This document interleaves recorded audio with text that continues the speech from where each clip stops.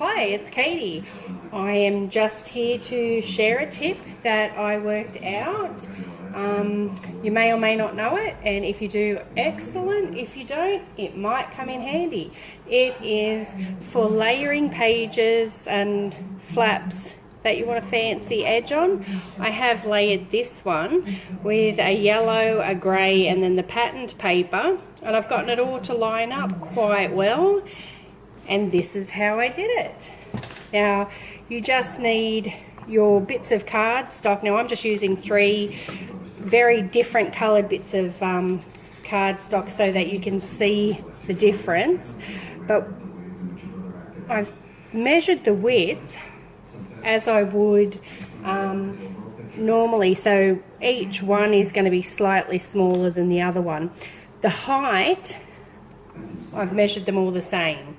Width-wise, as you can see, I've measured them so that they layer. Okay, so that's important. Get your width, the measurement that you want them to be. But height-wise, the same size as your longest piece. All right. Then get your trusty Big Shot. Whew! Always fun. Okay, now I'm using one of the Spellbinders dies. I just don't know where I put it. Whoops. Sorry, I just dropped my album. Okay, so it looks like I'm going to be using a different oh, there it is. Okay. Sorry about that. Okay. Let's get started. So what I did was I started with my biggest piece. Now you can put it whatever way you would normally put it in your Big Shot, but just make sure that it's centered, okay, and then just run it through as you would. Nothing to it. Pretty easy so far, hey? Alright. So, then you get your pretty little edge. Now, the tricky bit, which is not very tricky. Alright, so what I did was I put my smaller paper down,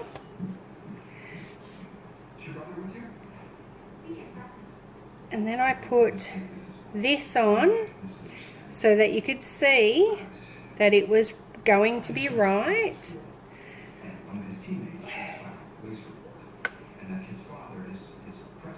And then I put that, I lined that up there. Now, then I took that away. And it helps if you're using the magnetic base too.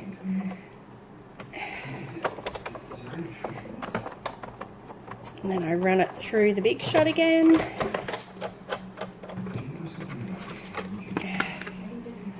And then you have your second piece. And using the same one again.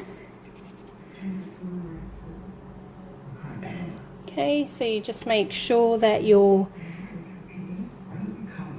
smaller piece is in the middle of width-wise of your bigger piece. And then holding it, whoops, just, it's not straight. Okay, sorry, I'm concentrating too hard. I can't concentrate and talk at the same time. It's just weird. Okay, and then run that through. And I fiddled a bit that time because it's on the other side of where I'm actually looking, so it was really hard to see. Okay, so then that has done. Right, so you don't need your Big Shot. Now you have your bottom piece, your middle piece, which should line up really well,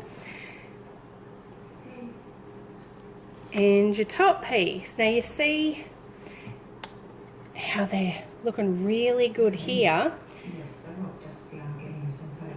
but they're a bit long on this side. And the reason I do it like this is because if you make a mistake, you can cut this to fix it. But what I do now is I just mark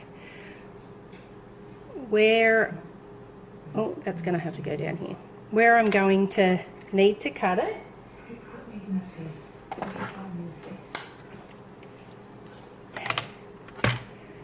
I just get my trimmer and I trim. You can see where I made the mark. So I'm just going to make sure it's straight. Trim, and I'm going to do the same for this one. And trim, and then fingers crossed that I didn't make a mistake. All right, and so that should fit in there. Whoops. And that should fit in there. And then you've got perfectly lined up edges. Well, I'm holding it crooked, but yeah. How simple is that? I'll be doing, oh, that actually looks nice together. I may have to work that into a project. I hope that was easy to follow. Catch us next time.